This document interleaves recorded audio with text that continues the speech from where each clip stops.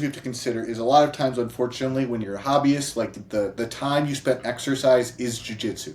But you do have to do something outside of the mats to maintain your body so you can keep doing jiu-jitsu. The point of jiu-jitsu is we're stretching our joints and bending them in wrong directions. Like, it's not really good for our body. So what can we do outside to be able to do this long time? Because I don't know about you, but I mean, my hopeful goal is to be like Helio Gracie, where I'm doing jiu-jitsu until my like late 80s or 90s, you know.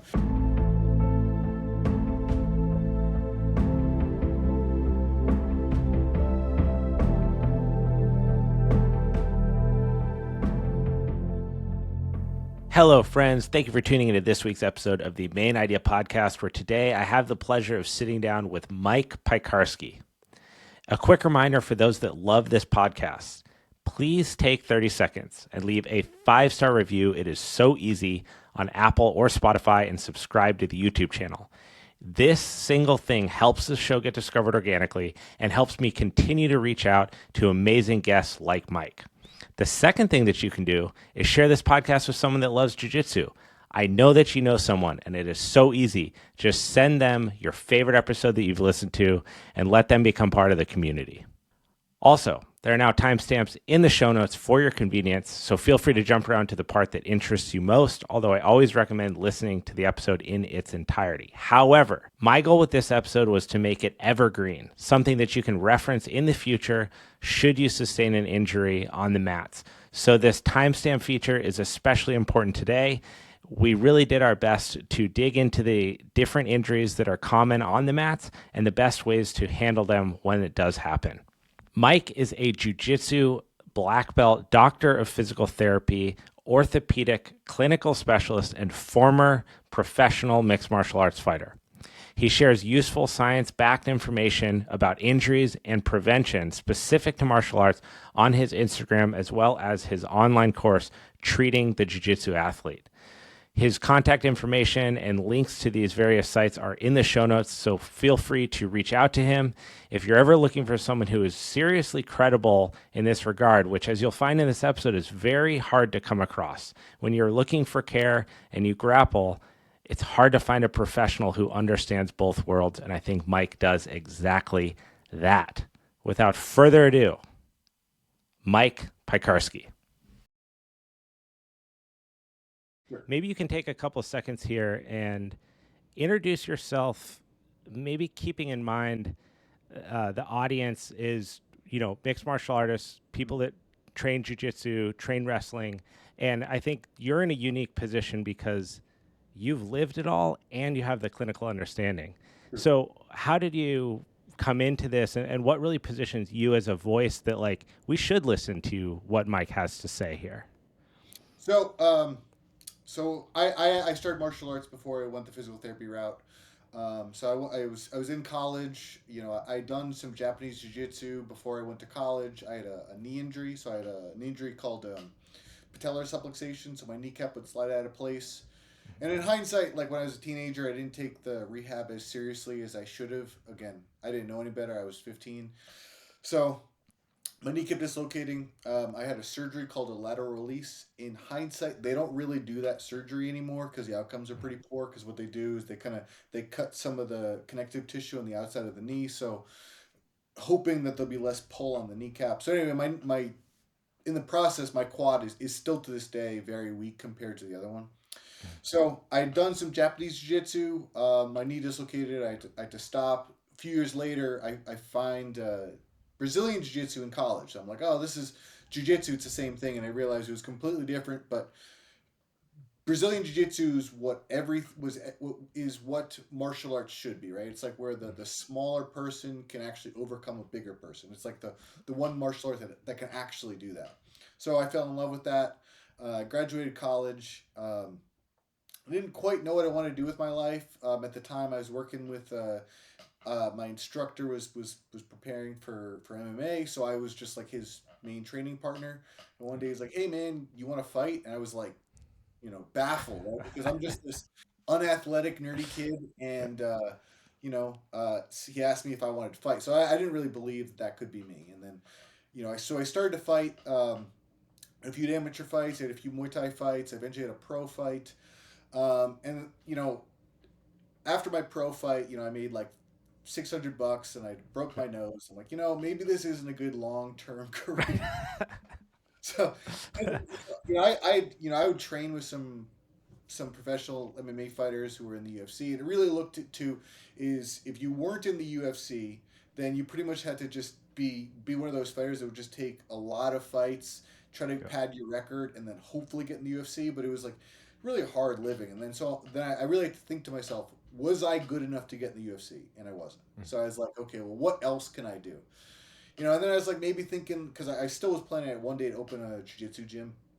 So I wanted to do something that would allow me to, you know, facilitate, you know, teaching jujitsu. So one point I found, I looked up and there's like a physical therapy assistant. I'm like, oh, that's got to be easy. And I didn't realize that's like a degree, like you need a degree and a license to be a PTA. But so I started applying for jobs and like you need an actual license. So I Right. looked into it and I was like, well, maybe I'll do this. And I went into a clinic and I was observing, and they're like, you already have a bachelor's degree. Why don't you just go and become a physical therapist? And I was kind of scared to accumulate a lot of debt because physical therapy school is 3 years of education.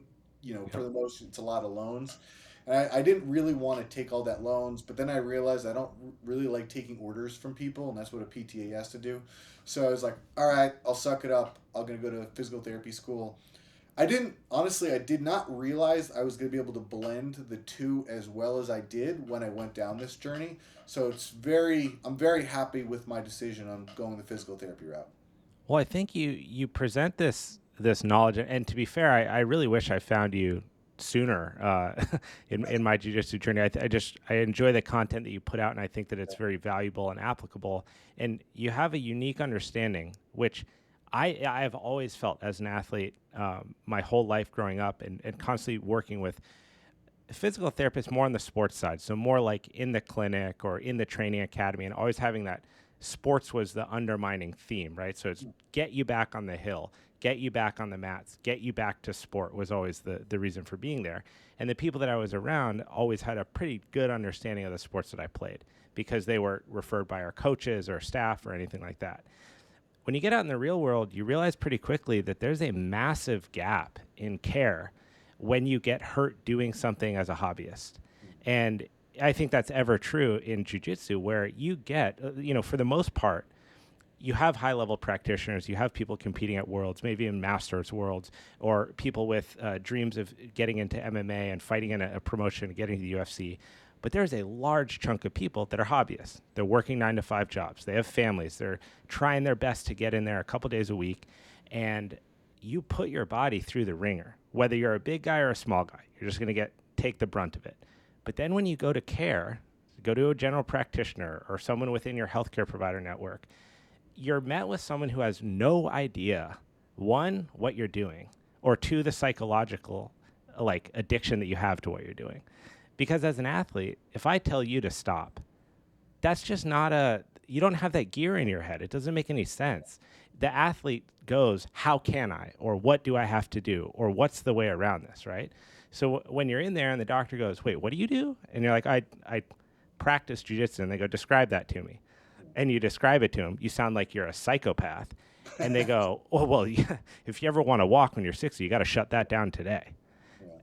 How do we fix this in the world of grappling or just sports in general? Like, how can we get more mics into the middle area where people that are hobbyists can get good care from someone who actually knows what the hell they're talking about? Well, so I think one is me to try to educate people as best I can. My social media is grown, and I'm trying to, spread the message of jujitsu. One, I mean, partly what you're saying is you have physicians that aren't good at treating athletes in general. So already, whether Right. it's jiu-jitsu or not. So first, you got to go to a physician, sports medicine doc who actually works with athletes. But then you have to consider that traditional field sports are very different from combat sports, right? So, and I think with the UFC becoming more mainstream, like that's growing and that's great. I'm trying to educate as many people as I can, whether it's the martial artist, because I've been that dummy martial artist who had no health insurance. I'm like, I don't know what I'm doing, like I remember I thankfully it wasn't serious, but this was before I was a physical therapist. I hurt my knee like pretty bad, and I was just praying it wasn't an ACL tear. Thankfully, I got lucky and it wasn't. I was able to recover. But I remember I was like on the couch for like 2 weeks. I'm like, this is a real problem, So God. thankfully, I got lucky. Um, so again, my message to a lot of these martial artists is, hey, you got an injury. Like I know you probably don't have you might not have a good financial situation, but go get it checked because you don't really know how bad something is unless you're not working with someone. And there's some people that might have had like a mild injury, like they just a little pop in their knee, and it turns out it was a complete ACL tear. You know what I mean? So Right. and then there are some people like they find out later, like, oh, I had an ACL tear for 3 years, I didn't realize. Yeah. Which at that point that they're most likely a coper, so they're doing fine and they don't have an ACL and they can still do jiu-jitsu.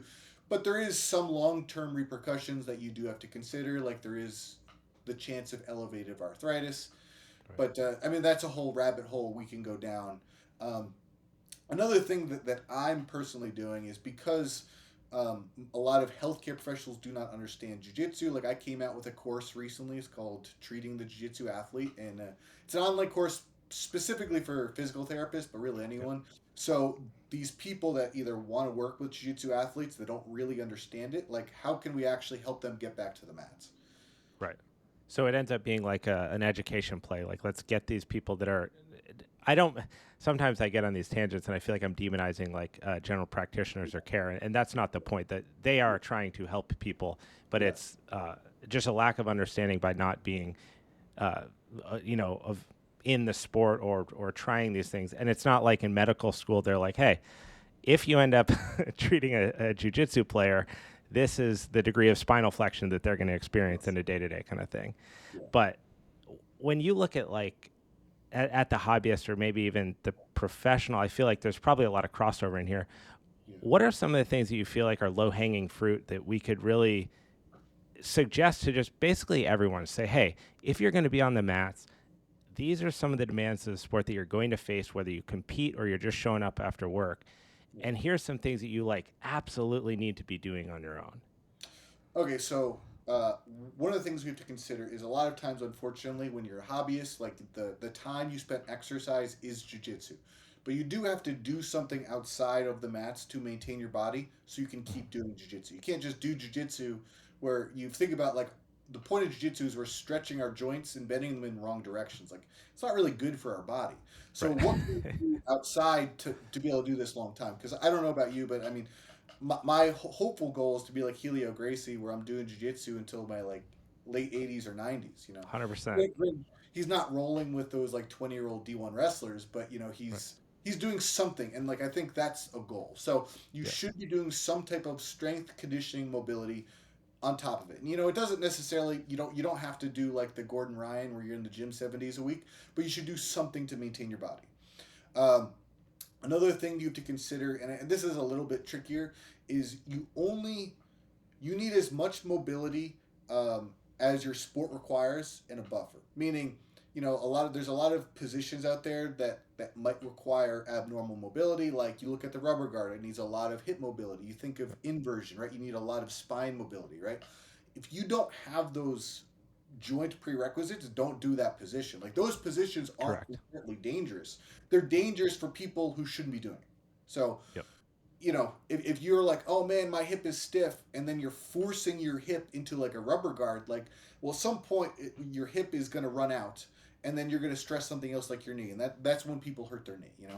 So you should have an understanding of your body, what positions you can or shouldn't be doing. Another thing that I think people should be doing is there should be some type of joint training practice. So not that everybody has to do something like FRC, but I use a lot of functional range systems Yep. and cars. Essentially, I think they're just a good joint training practice. Just move your body and your joint in every degree that joint should be able to move. I think it's just like a good. It's like flossing for your joints, right? Totally. I think that's important. Um, Another thing too is you have an injury, like don't wait until it becomes this chronic injury, right? Like if someone has like an ankle sprain and I can get it on like the acute side, it's much easier to manage versus Right. if you're like, oh man, I had this chronic ankle sprain, I've gotten my ankle popped in the leg lock like 30 times. And I was one time there's a very, very well-known grappler that came to do a seminar, and he showed me how loose his ankle was. Like literally, he could just flop it around and just flopping back and forth. And this was like years ago. Like this was like 5 years ago, and like they're even better now. So but again, if we can grab that injury before it becomes chronic, it's gonna be much easier to manage. Like if you've been dealing with chronic back pain for 10 years, like it's not gonna be like I do one visit and you're gonna be Right. cured. Like we have to address all of the problems that happened over the last 10 years, so we can make your back more mobile.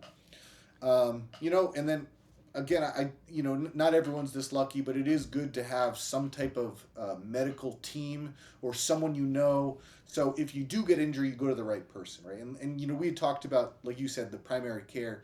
You have to understand that the role of a primary care is not really the one to fix you. Their job is to get you to someone who knows more.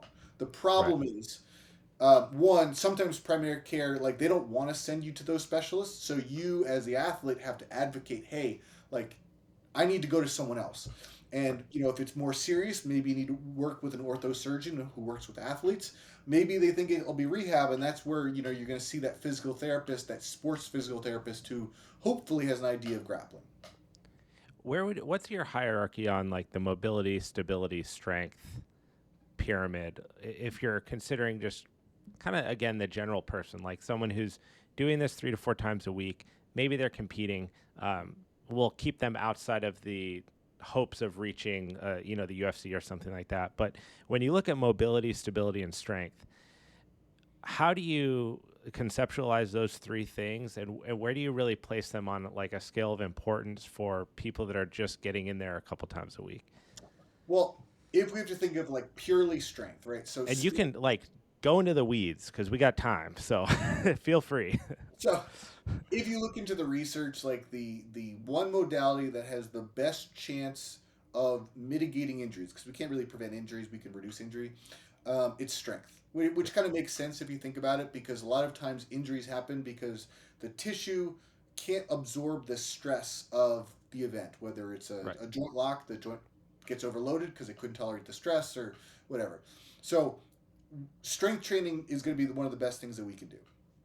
Now, if you look at like a mobility as or mobility in this context of like stretching, so passive flexibility, uh, stretching really didn't show that it decreased injury rate. But I think that you have to kind of think about it in a sense that um, one, when I develop a mobility program for someone, like I don't just give them a whole bunch of generic stuff. It's Right. what does that person need, and that's related to one, how does that person match up to like the general public, right? Yeah. And then two is, does their sport require different different that has different goals. So something like jiu-jitsu, for jiu-jitsu you need abnormal hip mobility. Like if you want to have Right. an effective guard, your guard has to move a Yeah. lot. You look at the spine, like the lumbar spine, it has to be able to flex. It just Yeah. has to. Same thing with the neck. So I keep those things in mind, and then from them I'd make if I'm working with someone, I would check their body and say, these are your problems, these are the things that I would address first. And then again, when you look at like in research, when they do a stretching program, it's like a uniform thing. They do a whole bunch of random stuff. But for mobility, stretching is one component, meaning that we're working on the passive flexibility. I talked about doing something like functional range systems, which also includes how do we strengthen an entire range, which I Right. think is ultimately the goal. And if you have to think of like stability, we can kind of back up. So a lot of time there's people that have more range of motion, more passive range of motion that they can control. So there would be someone, a lot of times maybe the joint slacks, or maybe those are the people that I would say have lack stability, because there's ranges of motion that their body can go but they can't control. So when they're put there, they're going to have a problem. So would So, that be kind of a visual example, like someone who has a butt wink in a squat or something like that, where they get down into the depth with their hips, but then they're not really controlling their pelvis, and so you get that turn. So they're using the range, but they're not demonstrating proficiency over control through that range. correct. Like And that becomes dangerous on the mats because if I'm going to pass your guard and your hip has full flexion, knee to chest, but yeah, you can't control the resistance level there, and I drive, that can be hamstring issues, that can be lumbar issues, the rotation of your femur, stuff like that. So are there other examples maybe that would be a good like visual for someone where not having control over that range could result in injury as a result of that? Like, I think you called it like a lax joint. Yeah. I mean, uh, like we could think of like an Americana or Kimura, right? So a lot of Yep. times people, they might be bend more and they only can actively get to like 80 degrees, but then their joint can move a lot further. So then this range, when they're getting Americana, is going to be a problem because essentially if they can't move there, then the tissue is that range really doesn't get stressed very often. So that tissue is Right. not going to be as resilient as the tissue that's getting essentially stressed through exercise or whatever. If that Wow. makes sense. Yeah, that makes total sense. Yeah. So that covers all three of them. If we go back to strength, it's funny you've kind of echoed in more detail to a T. Daniel Strauss, who was on last week, was talking about how flexibility really is something we always point to, but it hasn't really been shown to be like the most valuable, most beneficial thing. But strength training overwhelmingly is the pinnacle of preventing, like you said, you can't eliminate, but preventing the likelihood of an injury happening. So if we kind of look at what you see on the clinical side of people that have already been hurt and they're coming to you, what would you say are some of the most important things that people should address in their trainings, whether they are on hopefully they're on some sort of a program that's thought through and has progressions. But if someone's kind of like, I don't know where to start, I don't want to get hurt in jiu-jitsu, or I'm sick of getting hurt, I need to, quote, get stronger, what are kind of main movements or things that you point to that you feel like would be top priority for someone that just wants to stay healthy? I mean, make sure, like I talked about hip mobility, like your hip, you make sure your hip moves, like, I've been recently seeing a few people where like they ended up tearing their ACL or their LCL or they're straining their LCL, so the Yep. ligament on the outside of their knee, because they're put in a position where they lack that extra rotation. So their hip runs out and then Yep. the ligament goes. And thankfully, a lot of them, it's not that bad, but, Right. just guard, you need a lot of hip mobility. So, one, make sure you have good hip external rotation. So, like thinking like a kind of a butterfly ish position. You want to make sure you have a lot of lumbar flexion. I mean, like we said, like literally for guard retention, when your knee goes to your chest, which is essentially a key thing to keep someone from passing your guard, you're good. Doesn't matter how good your hips are. At some point, there's some level of lumbar flexion. Yep. I remember. So I was right before I did Nogi Worlds in December. I knew better. There was this guy, and he outweighed me by 100 pounds, and it was like 3 or 4. I think it was 3 weeks before the tournament, and my rule was like don't roll with any big guys, but I felt bad because like Sounds like you rolled with a big guy. uh, I mean I was the highest belt, and like he's just a big dude, and he didn't do anything wrong. Like he's very controlled. He's just like he outweighs me by 100 pounds, and Yep. so I ended up hurting my back. And I almost pulled out, and it was very, very interesting because we always talk about for like lumbar spine we need like core stability. Like Yep. I had no problem doing any type of in neutral stuff. Like I could do Yep. like a 60 or 70 pound Turkish get up, but like literally just bringing my knee to my chest was agonizing, Yep. right? Because it wasn't the core stability wasn't the problem. It's like my spine needs to be able to bend, right? Yeah. Thankfully, I was able to rehab myself and I was able to compete on time. But it was like pretty close. Like if I had like missed one more training session, I was gonna pull out of the tournament. So Well, dude, and this is, I think this is something that's so discouraging for people. Like, yeah, you are a doctor of physical therapy. yeah, You have all the tools in your head. So yeah, something like this can happen, yeah, and you can go, well, I know that I can or cannot do it in this time frame, and then you do the right things and you get back there. yeah, But you know the timelines. You've seen it on people. yeah, You've seen the injuries. You've felt injury before. You can gauge injury on a scale of perceived pain.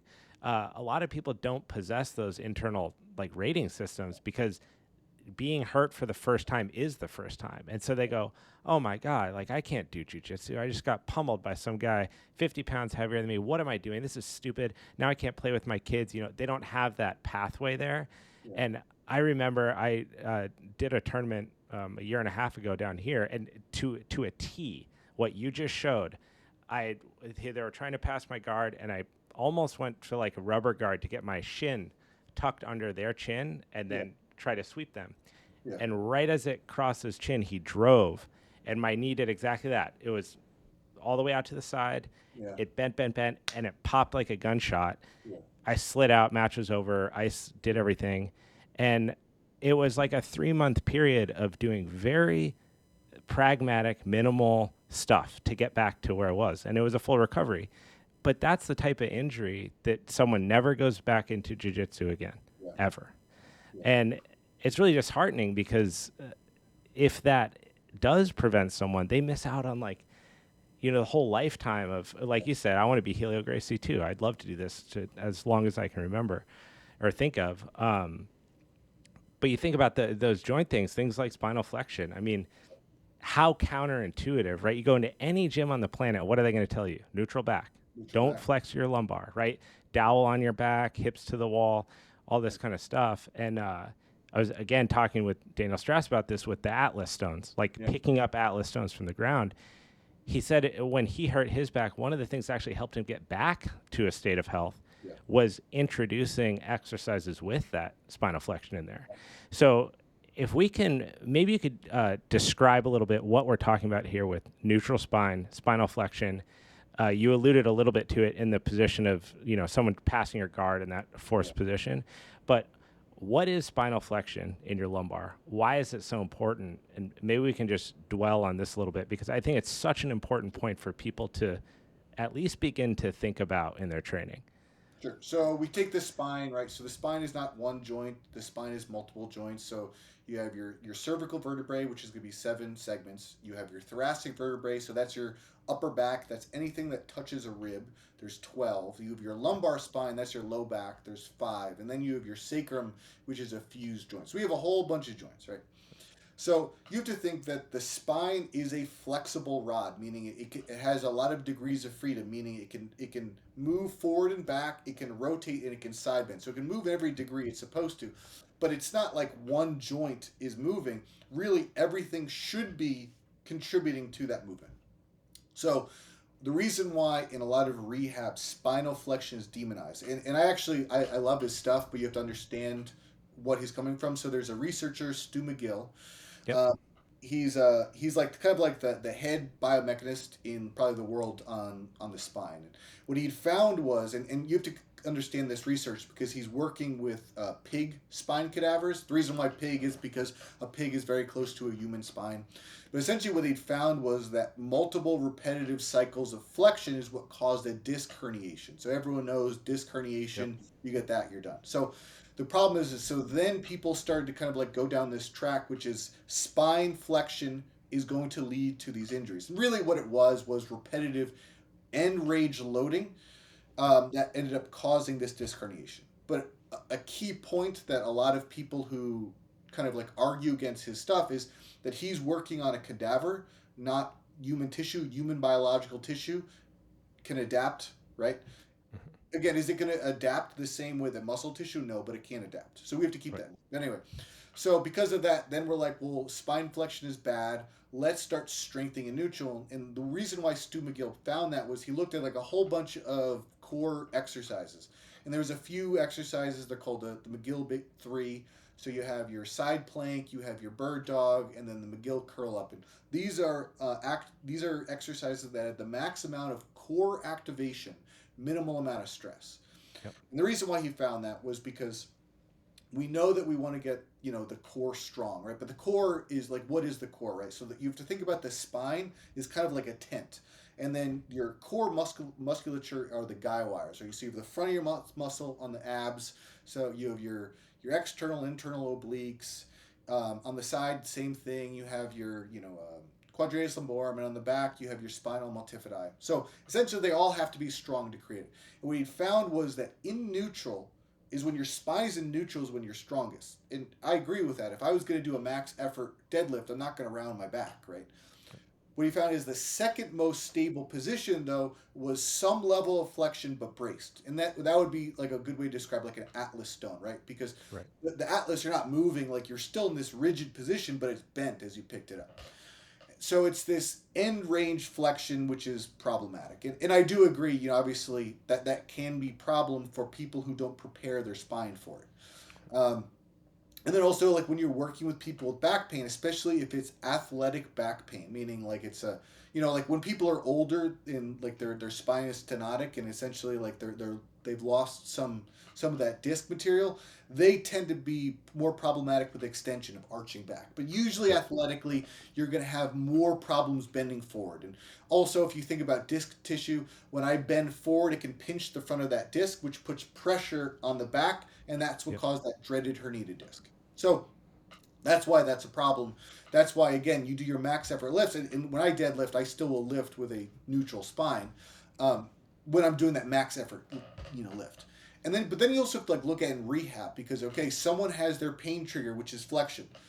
Well, how do we get them better? Well, so like let's say like you just throw your back like yesterday. You go to your PT. I'm not going to necessarily do a loaded flexion movement today. It might be something down the line, but early on, that's where like how can we strengthen you at that time? Well, we know movement is a problem, so why don't we focus on stability at that time while you're still painful? Right. And the problem is in the rehab sector, a lot of times we'll discharge you because now you're like, okay, my back doesn't hurt. I have these exercises, and they discharge you. The problem is, in my opinion, rehab stopped too soon, right? Because Mm. my goal is not to get you out of pain. My goal is to get you back to the mats, assuming you're a jiu-jitsu athlete. And Right. those are two different things. And I think that's why a lot of times medical professionals say, hey, you have back pain. I had back pain from jiu-jitsu. Why don't you stop jiu-jitsu? Problem solved, right? Because like Right. that's easy. Pain Stop elimination. jiu-jitsu. But that's not a good answer. That's a lazy answer. That's just, you don't have time. So if I'm working with an athlete, my job is then to how do I restore full mobility in the spine? How do we incorporate some strengthening? And I was watching some video of this trainer, and he's talking about he had like a terrible herniated disc, and he's due to Jefferson curl. Now, Yep. I personally will use Jefferson curls, but it has to be with the right person in the right phase with the right issue. So a lot of people are going to see, hey, herniated disc, they're going to do a loaded, spine flexion movement in the wrong phase. They're just going to completely aggravate their back, make things worse. You know, and I think that's the problem is nowadays with the social media rehab. They Oh see my some God. dudes like, this is what I did. Well, your back pain is not his back pain, which is not someone else's back pain. And I It's think there's like a little bit of like a dick measuring contest on social media in general where like a Jefferson curl, right? yeah, It's not Jefferson curl max effort Jefferson curl, yeah, you fool. yeah, It's yeah, like do a Jefferson curl at super, super submaximal weight to explore a range of motion for your tissue. So yes, someone sees it, they replicate it. They happen to be strong, let's say. yeah, So they replicate it with quite a bit of weight and they yeah, get away with it. Someone else sees that and goes, "Oh, well that guy had two plates on when he did it. I got to work up to that." Like time out. This yeah, is yeah, a restorative exercise or in some cases like a primer for certain movements. I can't stress enough, and I say this to people all the time. Like you can't get your diagnoses from social media.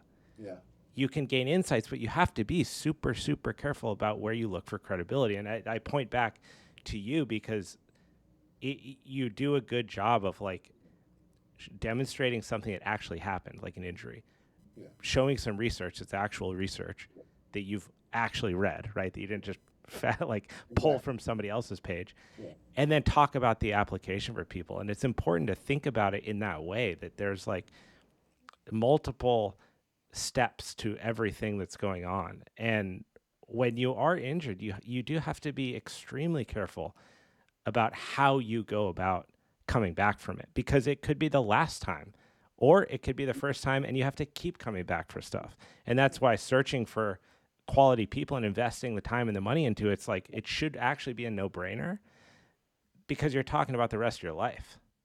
yeah. And we can look at like there's two UFC fighters I can think of for example. So the most current one we look at TJ Dillashaw, right? So Yeah. his last fight he had a very loose shoulder, meaning it kept dislocating. And later he says that his shoulder dislocated like 20 times, like he said 20 times, like he was dislocating once a week, right? Yeah. And the problem is it kept dislocating, and he went into the fight probably because he realized. I think the reason I took that fight was because if he had the surgery, like there's no guarantee he was going to come back. So he took the fight. It dislocates. He gets a surgery. Well, the surgery fails. So he kind of had to retire because, Right. like, he did retire.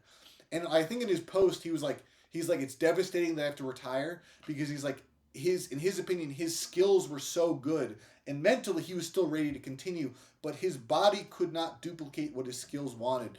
And that's the sad thing, is when an athlete is forced to retire versus Yeah. someone like Khabib. He's like, undefeated champ, I'm done. Like, hopefully we all go like that. You know what I mean? When you look at, actually, while we're on that, when you look at athletes like that, I mean, I'm not a big basketball fan, but I look at someone like Derrick Rose, who has like insane potential, right? And he's like such a star, and just plagued and plagued and plagued by injury, and to the point where it completely ruins his career. And it's devastating to watch that kind of talent be sidelined by something completely out of their control. Yeah. But when you look at an athlete like Khabib, right, and an athlete like TJ Dillashaw, great example, because you have two complete phenoms in terms of like physical capability. Their fight IQ is top notch, right? How in your mind, how does someone like Khabib go his career without known like big broadcasted injuries, and someone like TJ is plagued with injury, has the steroid suspension, which I understand why. I don't condone it, but I get why the incentives are a little misaligned in the sport. When someone's trying to beat the shit out of you and actually kill you, and your body's not up to speed, like Yeah. someone's like, hey, I can help you out. I see why the temptation's there. How can you have two athletes? They're training at the same intensity, that same insane hours and demand on the body. Other than the fact that Khabib's undefeated and TJ's not, like, how do you have those two tracks? What is it beyond physiology that really sets athletes up like that to have safe or unsafe careers? I mean, obviously, I can't say for sure because I don't know, but things we can think of. There's like luck. Luck it's a thing. Yeah. We have genetics. Like, Habib has probably good genetics. It could be the training environment. Like, again, one of the things is Habib, while his father was alive, his father was his coach, which it's hard to say because I don't know, but you'd imagine that your father is going to have your best interests, versus not every coach, unfortunately, has their fighters. You know, I think one of the things too with Habib is like he has way more money than he cares about. Like, you hear him like, he lives in the same house, he drives the same Right. crappy car, like, and he's like millions and millions of dollars, right? So for him, he doesn't care about the money. So I think that's something that helps him. I mean, I hear the Dagestani, they train super hard, so I don't want to say that they train less hard than TJ Dillashaw. One of the things I would be worried about TJ Dillashaw was if he didn't get his shoulder adequately addressed at the right time. Again, he waited. So I think he talked about how he had a loose shoulder, um, even when he popped for steroids, and then afterwards, because he was suspended for 2 years, then I think he had surgery on both shoulders. A big thing that I worry about is he might have come back too soon. Now, I hope, especially with the UFC, now the UFC Performance Institute, and the fact that every UFC fighter has access to like Heather Linden, so like you have access to a very high level, sports physical therapist. So they really should have no excuse. But I do wonder if a lot of fighters are knuckleheads and they go back too soon. Like, so there was this, I won't say his name, but this very big time UFC fighter reached out to me, and he had been in a fight, and it was he had a graphic injury, and he's like, I want to take this fight on short notice. Can I? And I'm like, well, you just had this bad injury. And I was like, well, how well does your knee bend? He's like, yeah, like my knee is at half of what it needs to be. And he's like, but can I take the fight in 9 weeks? I was like, one, like, go talk to Heather. Like, you don't have to pay her. You have to pay me if you want to work with me. But it was like, some of these people, it's dumb. Now, like, again, like I've fought with injuries, so but there's a level of what injury am I willing to fight with, right? Like, is every fighter 100% when they go in the cage? No. Never. But like, how much are you going to go in? Like, if TJ Dillashaw's shoulder was that loose, he might have been going in at like 30%. Like, Right. I mean, he probably, again, I suspect that he realized that was probably gonna be his last fight. So he's like, my last fight. If I don't take this fight, I might not get another title shot. Like, let me take it. But if that wasn't the case, like, why go in like that compromised? Yeah, it's wild when you think about something like football or basketball. I mean, how cautious they are around injuries, right? Like, if your star player breaks a nail on the court, they got 9 people around him. They're covering up the injury, taking him into the locker room and trying to figure it out. And they're being so conservative on the return to court timeline. And then you look at the UFC and just fighting in general. And I mean, part of it is what you alluded to with the mindset of the athlete. Like, fighters want to fight. They're fighters. You guys are insane. You've chosen a career where you literally get locked in a cage with someone and you try to hurt them, right? Knock them out. Incredible. Incredible. Like, the mentality and the mindset is just so impressive. And you look at that and then combined with just how young the UFC really is and fight sports in general. I mean, the UFC at 30 years, but with Pride and Vale Tudo and everything beyond that, it pales in comparison to other sports. So it's just now getting to a place where like the athletes are even remotely cared for. You know, like you said, with the UPI now in 3 countries, right? But 15 years ago, not even existing. So you are seeing a little bit of a shift to where athletes have the potential for care. They can go get it.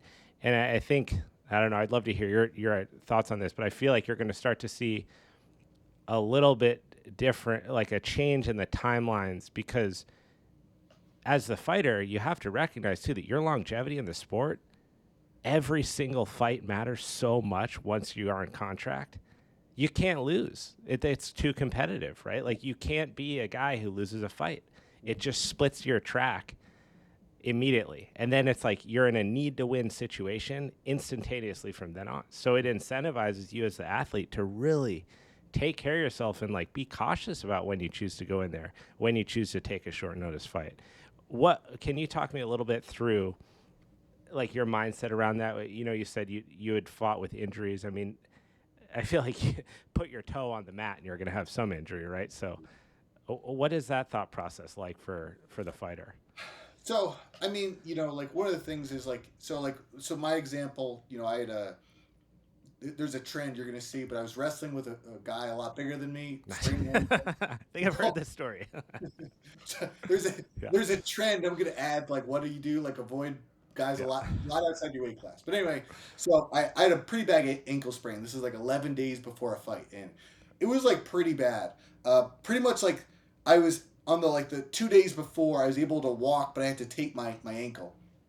And I was fighting in Pennsylvania, and I didn't know this until I get there. So I'm like, all right, well, you know, I'll just tape my ankle. So I'm walking to the cage. I'm about to go in, and the Pennsylvania Athletic Commission stopped me and said, hey, you can't tape your ankle. And I didn't know any better. I was like, what? Like, you can't. So I had to cut it off as I'm walking, and I used to fight with knee braces because I told you I had a whole bunch of knee dislocation. So I had to go into the fight with no knee brace. At that point, literally every training session I'd always worn knee braces. I taped my ankle. Such a mind fuck. You know, but at that point, I'm like, I'm not going to not take the fight. I'm like, I'm good. Right. Actually, it was great because I go in, I fight, and I win. I was like, well, if I can fight without knee braces on one knee. So I stopped wearing a knee brace from then on. Never wore it since. Well, that almost happened with John Jones, right? When he was stepping in the ring, and they're like, "You can't have tape on your feet." He's like, "I've taped my feet for every single fight I've ever fought," and they had like a little tiff about it. Yeah. So it depends on the injury, right? So like for me, like at that point, did I feel like I could fight? Yes, I could fight.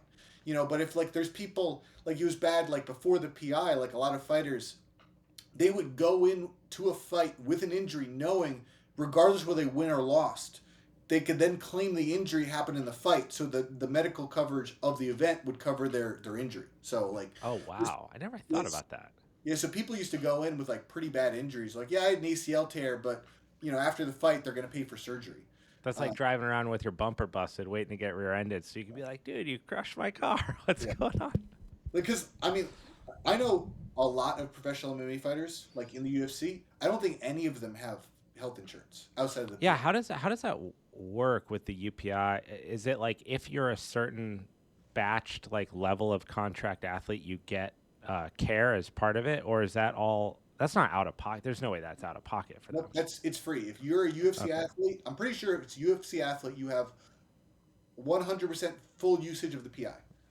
I wonder if the scale is different, but like, man, it just blows my mind that IBJJF or like ADCC doesn't have something like that. Because I would imagine the vast majority of like high level practitioners in jiu-jitsu probably don't have quality health insurance. Yeah. Well, you have to think too, like what's it like 600 it's like somewhere between 600 or 700 UFC fighters are on contract versus how many people do the, International Brazilian Jiu-Jitsu Federation, like a ton, So Right. and also the IBJJF like is a for-profit, so like for Yeah. them, like That what's you the pay to go fight in. yeah, exactly, right? Like you people like, Victor Hugo, right? So he just won Worlds this weekend. He double golded, and so he's considered the best gi guy in the world, and like he had to pay to do that competition. Like what? It's You so know? nuts. Yeah, I talked to Wagner Rocha about this too, yeah, and he was saying, he's like, look, basically, like, if you want the steroid stuff to stop, you have to change the fact that it's not a professional sport. yeah, You're governing it like a professional sport, but you're treating it like an amateur sport, and you're asking people, case in point, to pay for their entry in it. So, although it's a beautiful organization that has done a ton for the growth of jiu-jitsu and actually gives like a very organized, structured, replicatable existence for it in terms of competition, uh, it really needs to change in terms of how they take care of their top people, because you got guys like Victor Hugo, Marigali. These guys are like Atlas Shrugged put the jiu-jitsu on their back and they're just holding it there, right? Marketing it for free on their Instagrams and social accounts and everything. yeah, I feel like there should be some sort of kickback there on like yeah. care for the athlete. Yeah. Actually, so that's an interesting story. So Jacare, back at one point in the world, so at one point he was the best jiu-jitsu athlete in the world. So it was 2000, I think it was 2000. Salsa, just Salsa. Yeah, Yep. Jacare Souza. Yeah, yeah. Yep. So it was 2005. He was in the absolute against Hadra Gracie. So Hadra Gracie gets him in the armbar. Jacare pulls out. His arm is like, it's messed up. Like literally, like it's but he was up on 2 points and he ended up stalling and he won. So he won I don't know if it was, I think it was Worlds, but he beat Hadra Gracie, who's the best jiu-jitsu guy, like, pretty much ever. Of all time. He beat him for the absolute, and this was 2005, but his arm was mangled. And then I think like IBJJF wouldn't pay for anything. So he was like, that was the day he's like, that's the last time I competed in jiu-jitsu. And then he switched over to MMA. Because I mean, it's it's crazy. It is really nuts when I obviously I love jiu-jitsu. I'm not going to stop doing it, and it adds so much like joy to my life. But it's pretty gnarly when you think about it. Like I, like you, understand biomechanics and the body, and I've spent my career working with people to better understand it. And I know the degree to which I'm at risk very clearly every time that I'm in there. Yet so many people come to the mats. It's such a cool thing. Like everyone forgoes this known risk that they could get hurt to try to get better at something that's really, really hard to get good at in the beginning. And you just get your ass kicked. So it's like it separates a very specific type of person that keeps doing it and doing it and doing it. Through your like longevity with the sport, obviously you've dabbled in multiple different arenas within martial arts. How have you managed to keep yourself healthy in a place where you can still roll today and where you will still be able to roll down towards like the Helio Gracie grandmaster age? It's, like I said before, is I do joint movements every single day. I do a combination of some type of strength work. So I do like heavy barbell work. I do quite a bit of conditioning, and then I do a lot of joint specific training as well. So people think, oh, I'm a physical therapist, I don't get injured. No, I get injured. I just know how to rehab it. And I have a good like I have injuries that like if you had those injuries, you probably wouldn't realize that it was anything. But like just because of like my hyper awareness, I'm like, oh, like I think I have a hip labral tear. I think I have a meniscus tear in my knee. But most people, they would consider that asymptomatic. But like again, for me, like there's just that slight hint and I recognize what I'm looking for. So I do I put a lot of time to do my joint training to keep my body healthy. And I think an important thing for jiu-jitsu is load management. And this is where a lot of like beginners have problems is jiu-jitsu is so fun. So like, I'm gonna go jiu-jitsu. I'm gonna go again tonight. I'm gonna go tomorrow. And then they're like, my body's trash. Like, why can't I train more? Is because you haven't built up the tolerance to do so. now like we take someone like Gordon Ryan. Now again, he may be taking supplements that may be enhancing his ability to do so, but he didn't train 7 days a week when he started jiu-jitsu. Or I Right. mean, maybe he did. I don't know. Anyway, but like he built up that tolerance of even if he has things that help his body recover, um, it's at that graded exposure. Like you don't go from like training 7 days a week when you start. It's like so. Like I remember like when COVID happened and like all the gyms shut down. Like I didn't go back the same intensity when I did go back. Like Right. I'm like first week I'm just gonna train once a week. Second week I train twice. Third, so essentially I started to add volume so that my body was ready to handle that stress. And I use that too, like you're coming back from an injury, right? Like people are like, well, I used to train 7 days a week or 6 days a week or whatever. I've been off the mat for 3 months because of an injury. Like I'm like, you're not going back 6 days a week. Like let's Right. slowly add it, and then let's slowly add. So obviously every gym has different rolling amounts. Like you don't necessarily have to roll every round. Like let's say you do like 6 5-minute rounds. Maybe when you're starting, you take a round off in between. Now you add 2 rounds in a row. Like so, there's a process.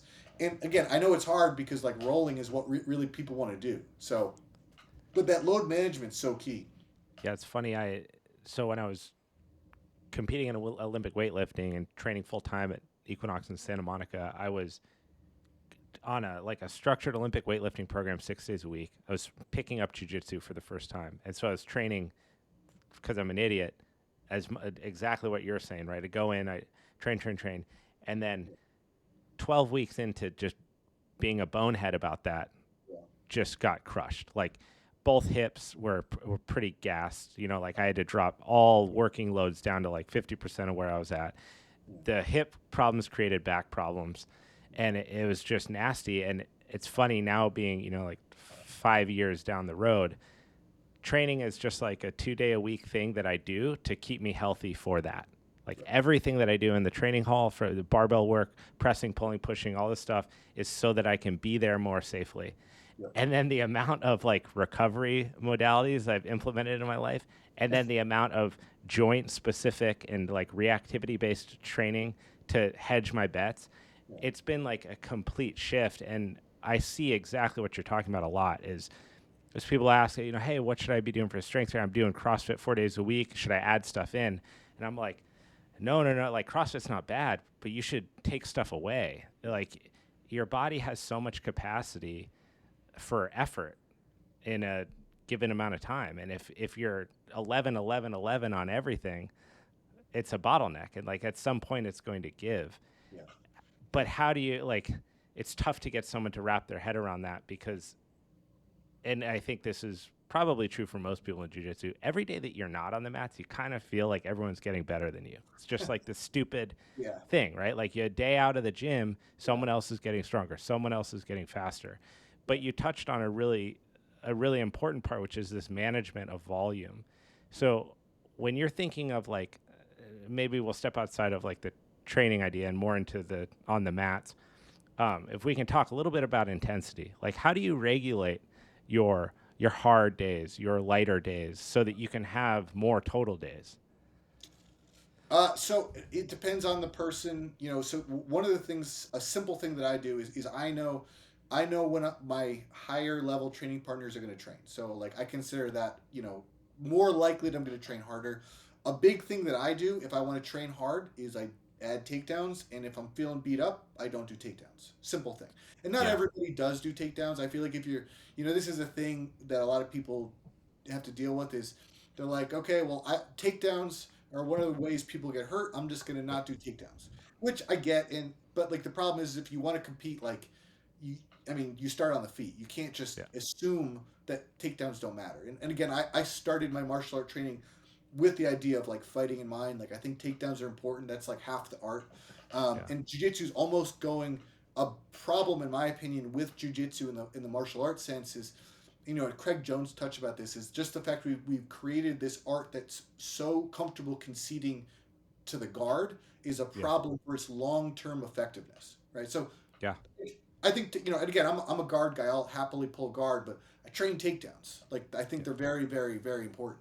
So I'm feeling good. Whether it's a black belt or brown belts I get to train with, we're doing takedowns. Like that's like a hard day. Yep.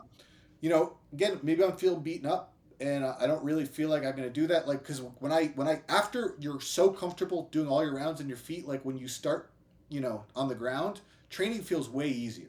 Um, So much easier. yeah. And then if you feel like you need more training afterwards, like, so one of the things that I've been doing, um, actually more for recovery, but it's been helped. But like, so usually, like, I'll roll. Maybe I'll do, like, today we did, I think, like 6 minute rounds or something like that. Yep. Um, and normally all I'll do is I'll just finish the training session. I just do my cardio afterwards. So if, like, I feel I have Yeah. energy more, right? Versus if I go till I'm, and the reason why we only did six, that's when everyone else was leaving. Like, Right. I don't want to say that I'm in better shape than a lot of people in the gym, but like being a I black would belt, imagine you probably are. yeah. Yeah. Well, like, I mean, it's also, I mean, because cardio is both skill and capacity. So I have a pretty good capacity. I'm like one of 4 black belts I get to train with. So, like, I'm just generally less tired than people. So if everyone else is done training, I'll just finish and do some cardio, like some zone 2 cardio, which, one, is good for my recovery. Um, but then, two, that makes it feel like I don't have to worry about training till I'm so exhausted where I'm going to get injured. You know what I mean? Yeah, I liked your post you put up about the heart rate zones Yeah. because it's really true. Like, and especially the better you get, the more skilled you get, the less energy you expel to do the same thing. So you can become, and it's a challenge in the longer you do it. It's like you can become one complacent in the positions that you're good at. So even something like, which would be functionally useless in a self-defense situation, but lying back and then putting up a knee shield. A Yeah. lot of people start they slap hands, then one person rolls back and Yeah. they start. When you start on the feet, unless you happen to just be an elite grappler or you have a history wrestling, if you're mano a mano with someone of equal skill, it's anaerobic almost instantaneously. Like Yeah. the second that you really start to, you have isometric holds on your partner and you're Yeah. trying to move, and there's that they might take me down, that the risk factor, it's anaerobic. All, Yeah. like, you track the heart rate, and it's so cool to see because you showed, for anyone who doesn't know what I'm talking about, if you go to Mike's account, he has a screenshot, I think, of like a Whoop, probably, right? It was, so I use Morpheus. It's Joel Jameson's Oh, monitor. yeah, yeah. Yeah. But it's an arm strap, right? Chest. It's a chest monitor. Okay. So you had basically a snapshot of like skill work, and the heart rates are low or moderate, Yeah. and then the stand work is very clearly bam, anaerobic immediately and sustained. So it really is like, it is a great way, if you can, like you pointed to, assume the risk of takedowns have more problems, right? Because you're falling or you're reaching if you don't know how to fall. Uh, but that's such a powerful way to get more work done in the Yeah. same amount of time. And it also, I think, psychologically, like when you do get to the ground, you're not starting from a place you're typically comfortable with. You're Yeah. starting from something unexpected, and that changes the way that you have to mentally wrap yourself around it. Yeah. What are your thoughts on training with people bigger than you? Well, I know we've heard your stories, but I think about this all the time yeah. because, especially with no gi, Yeah. the benefit of the belt system, as in some ways silly as it is that it gives you an indicator of skill, Yeah. instantaneously, right? A visual. When you're training no gi, you don't know unless you know the people really well and you're there all the time. So you can have someone who's bigger than you don't really know their skill set, and when they shoot on you, you have to respond. Yeah. Or when they go for some sort of transition, you have to respond, and it's without the knowledge of that skill level. What do you think is the safe and unsafe range for training partners? I And mean, let's think about this for the hobbyist, not for someone training for competition. okay. So it depends on the person, who you're working with, because there are some big guys that are more intense, and maybe they're not what you're not supposed to go with. So it's hard for me to say. Um, you know, so even though I talked about 2 injuries that I've had with a bigger guy, like that's over, like over a decade of jiu-jitsu. So, like, Right. it's not, I try to roll with bigger guys, honestly, because if you have to think, like, from self-defense standpoint, like, I want to know, like, hey, can I control a bigger guy? Because Straight up. if, and it's something like Hickson Gracie said, it's like, if you can't roll with someone who's bigger than you, your jiu-jitsu probably sucks. He didn't say it like that, but it's true, right? Like, because jiu-jitsu is about using as little energy as possible. So if someone's bigger, it doesn't make I should be able to control them. So I'll roll with big guys. I'm a little bit more hesitant with takedowns just because of just like the Yeah, mass, right? mass. Yeah. So for against bigger guys, I might be more willing to like, pull to a position. So usually like if I'm going with a bigger guy, I'm like, okay, this guy's too big. I might pull and try to immediately sweep or get him in a position, you know what I mean? Because I Yep. still don't want them on top, but I don't want to, necessarily, have them like explosively try to throw me. So, it's hard for me to put a number on it because like even with that guy that I told you who's like 100 pounds bigger, like I'll roll with him tomorrow. Like I don't mind, but it was when there's like a competition coming up, that's where I'm saying, hey, and maybe like a hobbyist can listen to this rule, like try to stick with like maybe 20 to 30 pounds of you, Yeah. right? Because, like, if you're 170, 200, you should be good. But like, do you need to go with that guy 240 if you're like a hobbyist blue belt and you have a Right. job? Like, you don't need to roll with every big guy. I do think though that like you should encourage big guys to realize that they're big and try to work on technique. Like I used to roll with this black belt. He was like 240. He would roll like he was smaller than me, and Yeah. because he was technical, right? Versus there's big guys. I was actually, there was a guy I saw that it was his last day today at the gym. He's a big dude. He's like 6'4", like 230, but he doesn't realize he's a big guy, right? But I'm Yeah. like, dude, it's a good problem to have because now you're going to actually train with technique versus those big guys that know they're stronger than everybody. So They just then lay like, on when they people. go to a competition, someone their size, like they completely fall apart. So And there's definitely like when you're the smaller, I'm like a mid-sized person. I'm 174 pounds, so I'm kind of right in the middle of most places that I go to. yeah, But I feel like when you train with the bigger person, I learn a lot about leverage yeah, and grip and stuff like that because it's so valuable. I mean, you don't have the opportunity to just outmuscle someone. yeah, And when you train with smaller people, you learn a lot about speed because they're like there's some females that train at our gym that they're so freaking fast, man. yeah, Like they're into a leg lock and out as quick as they want. And so those two ranges of ability, but yeah, the thing that I think about in my head all the time is if you're doing takedowns, I just think of like a squat. I mean, if the average person is not squatting 1.5 times their body weight, yeah, yet they're going with someone who outweighs them by 60 pounds, and that person's driving into them, yeah, that's potential cause for major injury. yeah. Are there positions when you're training from the physical therapist standpoint that you tap early, tap often, or let go of more so than others? Like, so we could talk about leg locks because obviously that's growing in modern, nogi, and you see they're exploding, and like, so I'm working on a paper actually where I was looking at injury trends when heel hooks were involved with the IBJJF, and hopefully I'm praying because it's been a while, but I'm hopefully get this paper published this year. But the injury risk of knee and ankle injuries did increase in the divisions where heel hooks were legal. A lot of people they have never trained heel hooks, so they're like terrified of them, and they're like, "Oh man, they're too dangerous." In my opinion, leg locks are one of those things that people get injured more because of ego or being ignorant of the position. Either, hey, like I've gone with someone who's like a blue belt and I'm a black belt, and they got me in a footlock. I got to tap because if I don't, they're going to explode my knee. So I have to recognize Right. that. There's some people that aren't willing to do that. So of course you're going to get injured. Right. And then two, ignorance. There's some people like there's like different leg entanglements, like backside 50-50. If you roll one way, you're escaping properly. If you roll the other way, you're going to explode your own knee. So, so like a lot of times for me, when I'm doing my leg locks, is a leg entanglement's a control. I lock it up. I don't need to apply the foot lock if I do it correctly. I can just hold them and kind of say, "Hey, I got it." And if, Right. if I go with that person, they're spazzing out, they're rolling, I let go. Yeah. That's probably a big one. Um, what else would I do? I think that's probably the biggest one that I'm more careful of like letting go when they don't realize they're in danger. I think for me, you have to think about like if you apply a submission slowly, like it's a little bit safer than if I apply it really fast. Like if you wanted to like break a board, right? You don't slowly bend it. It's like a quick thrust, which is in Right. competition what's happening. Like you get the arm bar, you're trying to break that thing. But like Yes.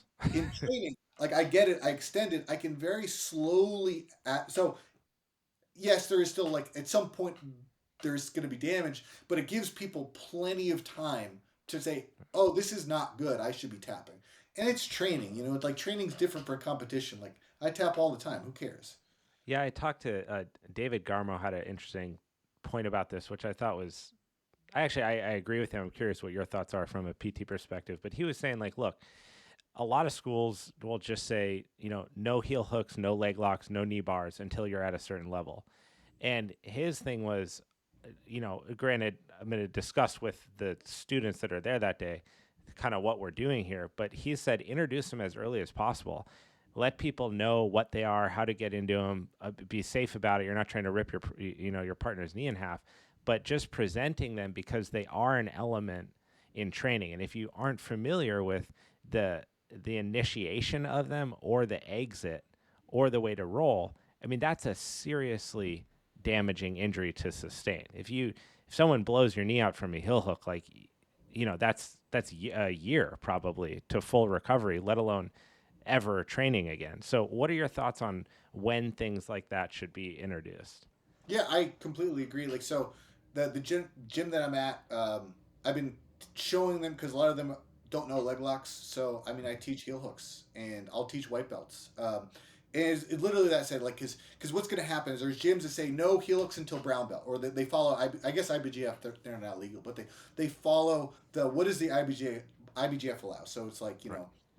no twisting leg locks until brown belt. The problem is you're going to have that guy who's a blue belt, and he's going to roll with that brown belt, and he's going to so now that brown belt has to say, I'm either going to tap to this blue belt because I don't Right. know it, or I'm not going to tap and get injured, which is really what happens. Like in my opinion, the heel hook's that black belt killer because it's people can get it, and black belts have to respect it. If they don't, they're going to get injured. So, again, with proper leg entanglements and control, there's no it's not like I have to apply it quickly. Like back in the day, generally you're going to see a leg lock with like a basic reap. So essentially you get a knee reap, you're Yeah. going for your outside heel hook, and then what's happening is, and this is why Danaher talks about you need to have different braking mechanics for your control. Because if my reap is my control and my outside heel hook is, we're essentially going the same way. So you see those people with heel hooks and they just roll and roll and roll. So now Right. if I'm applying a footlock and you're rolling, now I have to apply my braking pressure faster than your roll. So now it's like I have to apply it really fast or you're going to Right. get out.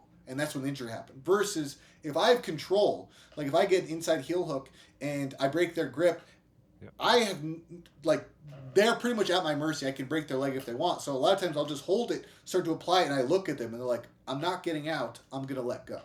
So I agree. I think you should learn them as soon as possible, especially now with the way that heel hooks are exploding. Heel hooks have that elevated risk just because they can damage the knee, and like you said, you're Right. going to be out for a year. But if you understand the position and you understand the risk, you tap early. You understand control, you don't have to apply it fast. Like I was doing heel hooks since a white belt, and I've never hurt anybody with a footlock. Yeah, I feel like it comes down to communication too between training partners. I mean, you gotta be willing to talk to and talk through things with the people that you train with, because at the end of the day, the people in your academy are the ones that are going to make you better. And Yeah, if they're injured, then they're not there. And if they're not there, then you can't train. And so it behooves everyone to present these things, but also don't like it's the saddest thing is that when people within the same academy completely fuck up their partners. yeah, Whether it's even with the accidental stuff, you get someone who's super spazzed out and they throw an accidental elbow and yeah, someone gets a black eye and now they can't roll. It's hard, but it comes down to that communication. yeah, I'd I don't do I've actually never done this on the show, but I feel like it's unique to you and it's something that yeah.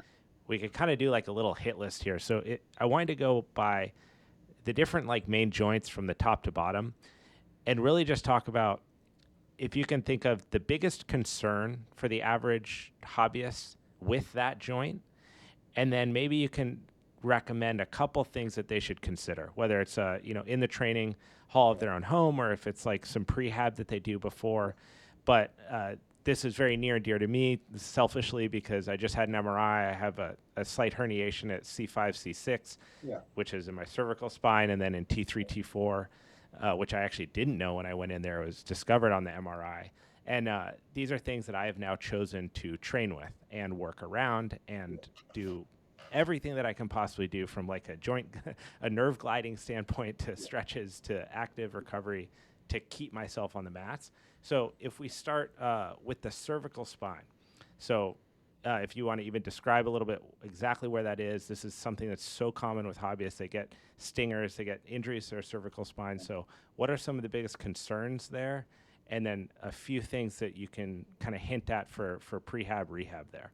Sure. I guess so. I guess the three injuries that you're most likely going to get is going to be some type of muscle strain. So someone cranks your neck, whether it's like a no-gi, like someone applies the darce, the choke wasn't in properly, your neck's cranked, so it's going to be more muscular.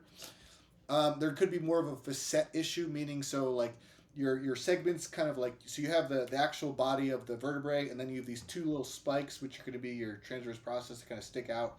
So a lot of times what's happening is they have to be able to glide. So when someone has a facet issue, that there's those facets aren't moving properly. Again, that could be a neck crank. And then we're looking at the dreaded herniated disc. So big thing we have to figure out is where your limitations are. So with like a neck, whether it's like a muscle strain, it could be just movement that's hurting. Yep. For the facet, we're going to look at something called like a closed angle dysfunction. So if I rotate to the right and I'm feeling a pinch back there, or looking up, that's likely more a facet issue. Yep. And then with a herniated disc, it depends, because sometimes it's going to be triggered more by flexion bending down. Sometimes it's more extension. So figure out what your pain trigger is. From a technical standpoint, if you're dealing with this, a lot of times when I'm working with someone and they're coming back from a neck injury, I actually prefer if they train gi before no gi. And the reason why is because with the gi chokes tend to be cleaner chokes. So, they're going to be pure blood chokes versus a lot of no gi chokes, whether it's a guillotine, anaconda, darce, some head and arm choke. Sometimes those aren't as clean, so sometimes people will tap more because their neck is being contorted. So, gotcha. I generally say if you train both, gi tends to be nicer. Not that you can't guillotine in the gi, but like if you have the option of grabbing a gi or guillotine, you're probably going to do some type of like loop choke or something. Right. I would say that if you have a neck issue, maybe that's your time to not work on inversion. So, yeah. Because here's the thing, is like inversion, obviously it's a powerful tool when used properly, but do you need it in jiu-jitsu? No. Like, there's so many people that don't have an inverting game. So, like, if you're like, this is your main thing, like, you can work on something else. Like, you don't have to invert. Like, you could do something else. So, I would stay away from that. From a mobility standpoint, you're going to hear this a lot. I like doing cervical cars. So a cervical car, a controlled articular rotation is a concept from functional range systems, which essentially is an isolated joint movement without compensation. So the neck has 3 degrees of freedom, means it bends, I can look up, I can rotate, I can side bend. So I would do a full neck circle. Yep. 1, this is good for joint health. 2, what you do is you figure out where you can't go. So obviously, I only want you to go in your pain-free range. So if you have a facet issue, you might not be able to rotate to the right, but you can rotate to the left. So if you have to think like a clock, I might be able to do like a 12 to a 3, but I kind of cut out that corner. So we're still moving, but we're not going through your pain range. And that the idea there is to use the available pain-free range to its maximum and don't explore the pain range at all during the time of healing. Yeah, I mean, like, gotcha. You can say, hey, sometimes what I'll do is it's a little self-assessment too. Like, maybe every few days you see, like, can I move in that range? Nope, still can't. And you're like, oh, wow, I can, as opposed to like a clock, you're like, so let's say I give someone like 12 to 3. You're like, oh, I can move to about to a 2, and now I'm starting to feel pain. So it's a little self-assessment of how well that you can move. And then you're like, a week later, you're like, I can go 12 to 1 now. And now, like, a week later, you're like, I have full range of motion. Cool. Gotcha.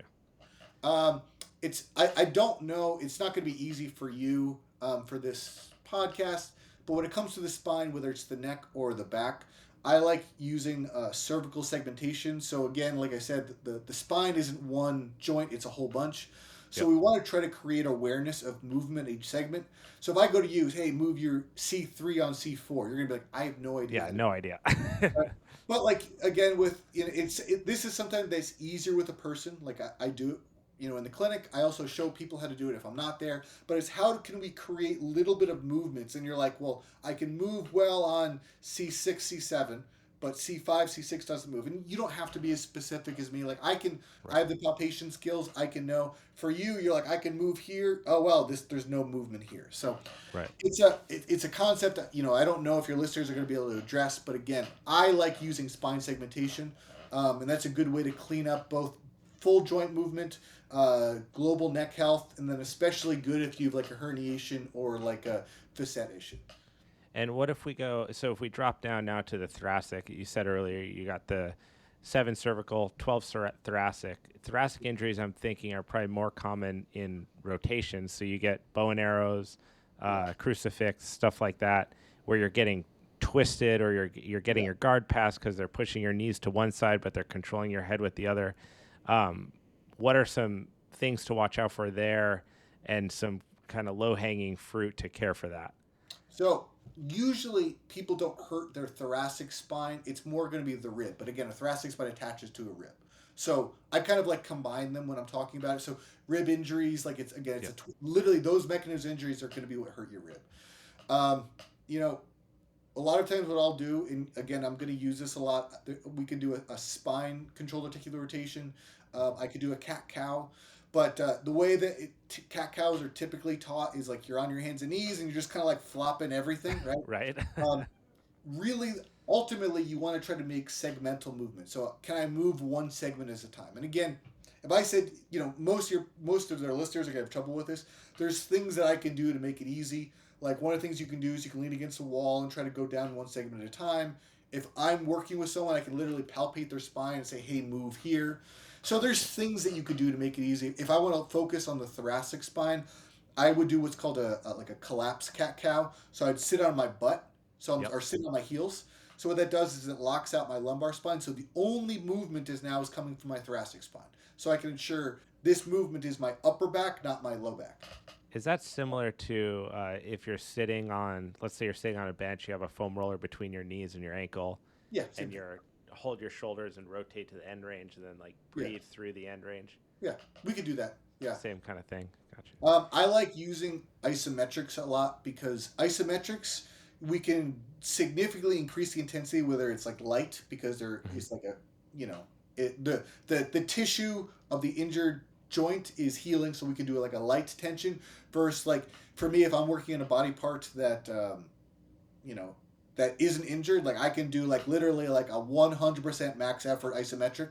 Yep. Uh, it's like, but most people don't think about it that way. But like you know you can use that and like so now I'm reinforcing that joint so I can take that concept for a rib and I would do like a rotational isometric Yep. varying intensity depending where they are in the healing Like a process. pale off hold kind of thing.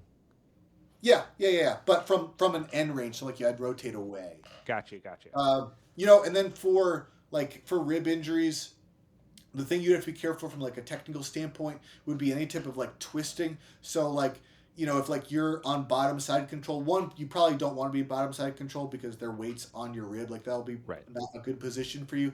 But like rotating, like you're trying to bail out to turtle or to get to a double. Probably a little bit better to kind of like hip out and get try to play more guard than do like a full rotation. Um, yeah, I think those are like that would be like the main, and then obviously like tap to any of those twister, bone Right. arrows, etc. And then if we drop down to the probably what I hear people complain about the most, we covered it a little bit earlier, but lumbar injuries. So, and maybe we don't even have to go so far as like a herniated disc in the lumbar, but Yeah, obviously that's a big pain point. A lot of people lack the hip mobility uh, right.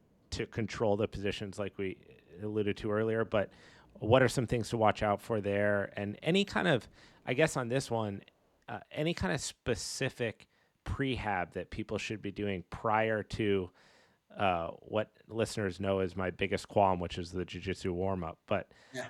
uh, what are some jujitsu or some lumbar things that people should be considering before they train?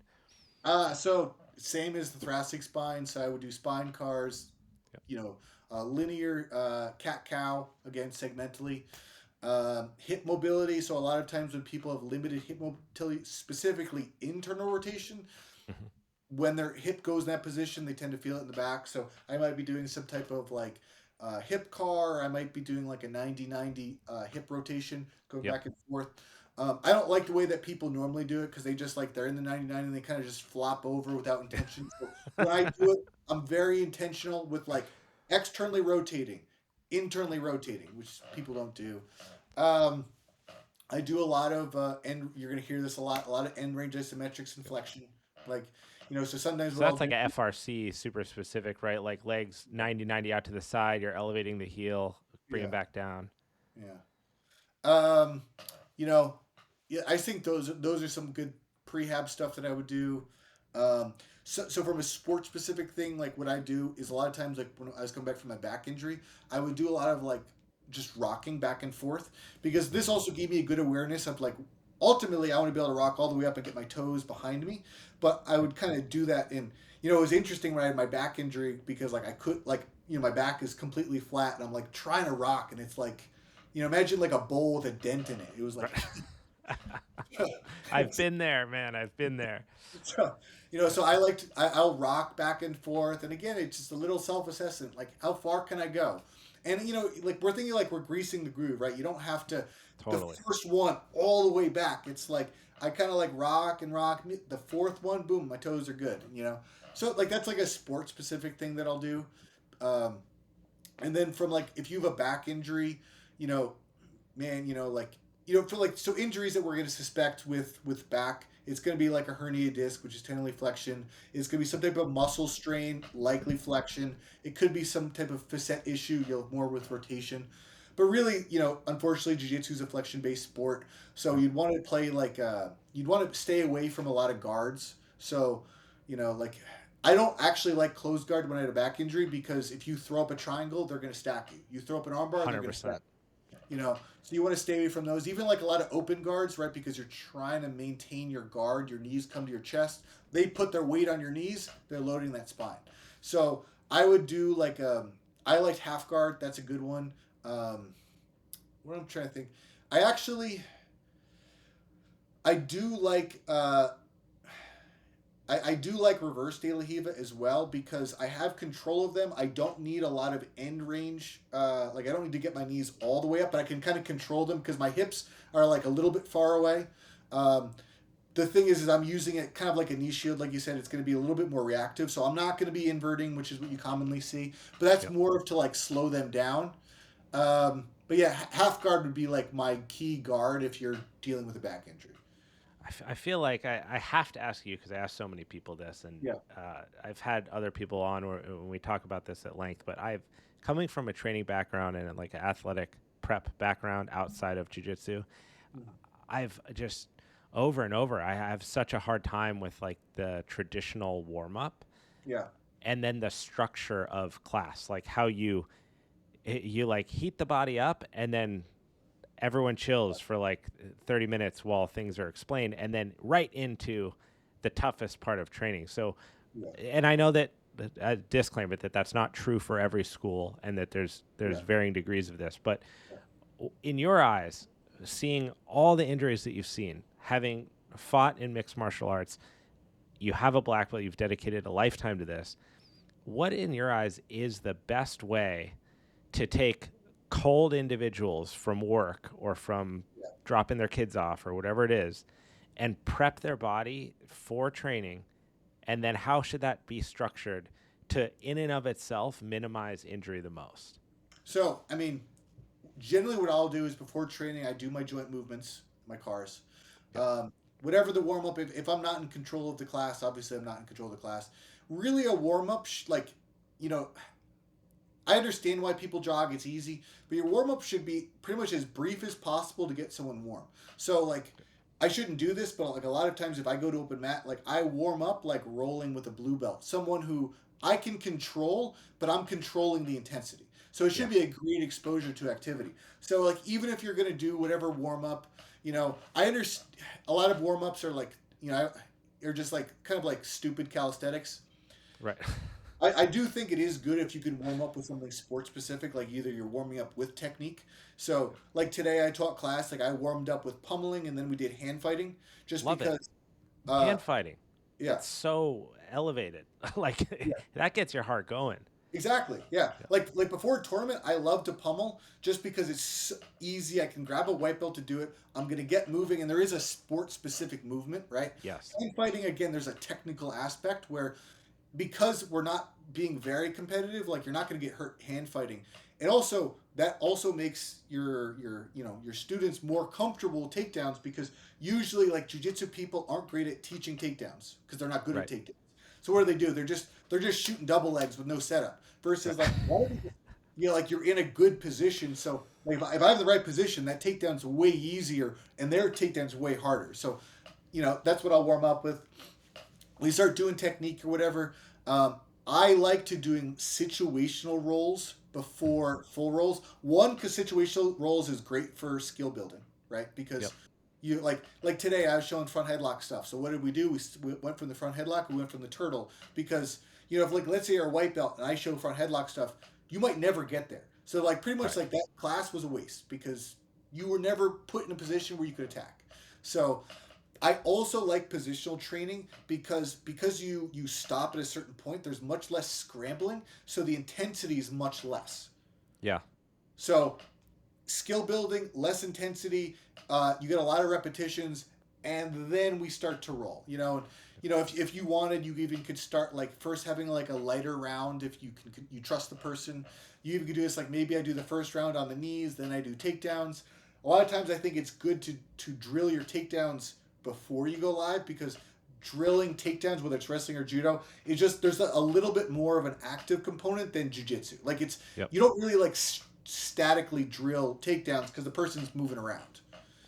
I, Yeah, yeah, I yeah, can't agree more. yeah, I mean, music to my ears. I see that as being so beneficial. Like so many injuries, yeah, I feel like that originate on the mats. yeah, They partially originate from a lack of preparation. yeah, You take someone who, by the time that they get to the actual roll, are relatively cool compared to when they started from like yeah. an actual thermogenesis Of view, course. Yeah, and then they get forced into flexion that they don't have or forced into a range that they don't have. And so it's even like we could really get into a rabbit hole here, but even like neurologically yeah, in terms of your like autonomous reaction to things, if you yeah, take something like a stand-up drill and you just go, all right, pummeling, pummeling, yeah, pummeling, and then this partner is going to do 3 entrants to single leg, that partner is going to do that, then you're yeah, going to work to the floor. Like that progression of onboarding your brain and your muscle system together, it seems so simple, and yeah, I really feel like it could actually have a huge impact on minimizing careless injuries that are purely the result of lack of preparation. yeah, yeah. And I thought about it. So I'm a kin stretch instructor, which is like group FRC. And I thought I'd Yep. be like, I would love to do like a kin stretch warm up. But the one problem with that is there is a learning component, and that's where Yeah. like I do like like I know 10th Planet they warm up with doing jiu-jitsu technique, which is actually really cool. The problem is if you don't know the techniques, like there's always that one guy who doesn't know what they're doing. And like if you're at a big enough school, you could have like you have to go to the basic class first, and then Yep. the intermediate class should know, but like not everyone's going to have a class structure like that. I do like the idea of warming up with a jiu-jitsu technique though, but it just depends on who you have. I mean that's the hardest thing as an instructor too. Like Yeah. I remember like one day I was like I'm going to show. It was like De La Hiva to K-guard to backside 50-50, and then like a whole bunch of white belts show up. And I'm like, Right. this is not the class for them. You're like, all right, we're doing shrimps. Everyone up against the wall. Exactly. Yeah. So it depends on who shows up. Well, I'll close with a kind of a peculiar question, but in a way, it's counterintuitive to everything that we talked about. But I also think it's something that's really important, which is a lot of what we focus on is like loosening and finding range and then finding control over that. But how much tension is good tension?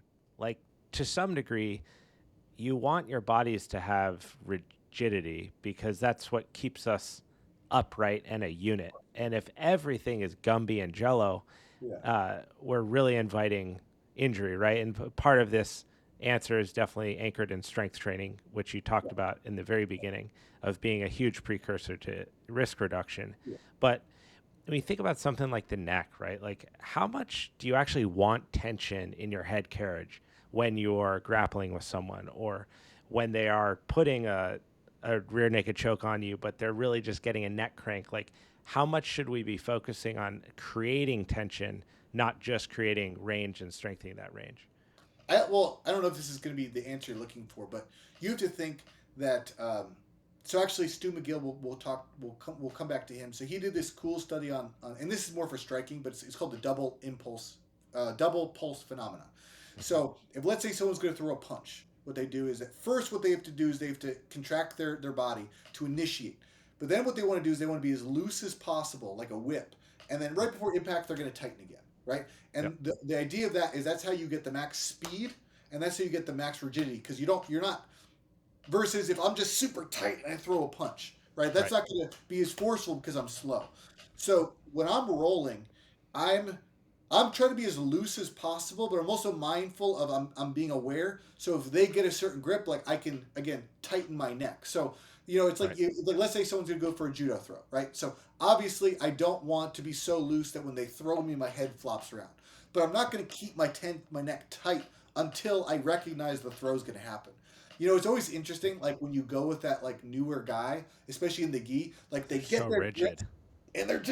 just doing this like 6 minute isometric tension, you know, versus like like I remember I was training with a guy and he didn't know me, and like he grabs me and I just have like a loose grip on him and he's like, oh wow, you know what you're doing, Yep. because like my arm was loose, and like that's what like the guy that I train with now, Nikolai Curry, he's a judo guy before he's a jiu-jitsu guy. So one of the big things is like if I'm doing stand up, right? I'm doing judo. I need to get a good grip, but my grip is tight, my arm is loose. But a lot of Right. times jiu-jitsu guys, their arms are tight, and now they're trying to rigidly do these judo throws. I'm like, no. So you have to like understand how to control your body, and it's a little bit harder to teach. It's like more intuitive. It's Right. just like that's why like for me rolling 100%, I'm not more effective than I am at 70%. So I'm like, why would I be tighter and using more effort if I'm like 70% gets the job done? Or I'd rather be as loose as possible, save energy, and then just know when I need to tighten. Like someone's about to apply that submission, like, oh, now I don't want to be loose. I need to be tight. So again, I don't know if that was quite the way to answer the No, situation. that touches on it. I think that's kind of exactly what I was after is how to manage tension within your training because you brought up the point that I was hiding in there without thinking about it, but is that when you first start, right? It's like tension, tension, tension all the time. And Yeah. if you have no belts around and you slap hands, you kind of know someone's skill level because of that exact thing.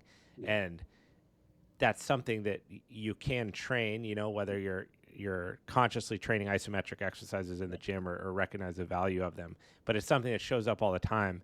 And I was curious if there's any relationship to injury and tension, or if that's maybe I'm trying to bring two worlds together that are far apart there. Well, I mean, I think from an injury, so sometimes a lot of injuries are going to happen with an eccentric overload, meaning like someone's applying an arm lock and, they're like, oh, my arm's getting extended. I'm not doing it. And then they tighten and then like more like, that really doesn't happen too much with the bicep. It happens a little bit more with the pec. Like Right. someone go for the armbar and then the pec will go. Um,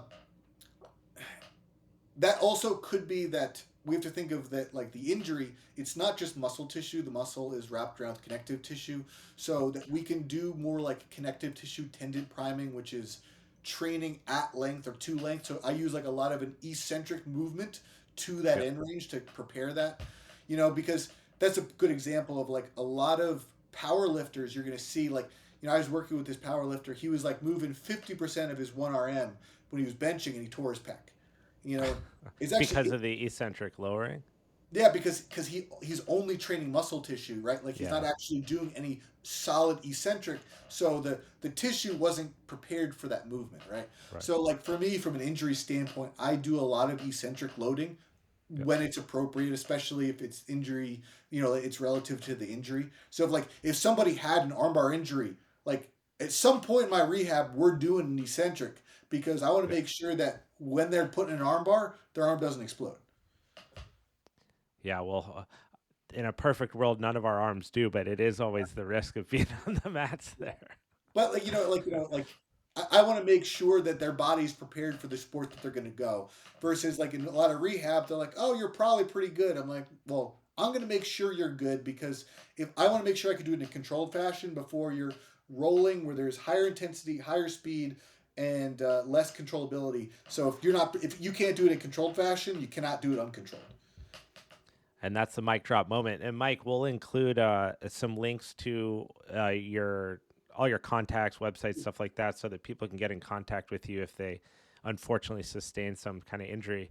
But thank you so much for taking the time, man. It's always super fun for me to talk to people that are as knowledgeable as yourself, that are as well versed as yourself, and happen to have the credentials and the skill set in the martial arts, because it's rare. And as more people do this and more people get involved, we need people like you who understand both worlds to be able to help them out. So I really do appreciate you taking the time, man. No problem, man. Thanks for having me. This was fun. Absolutely.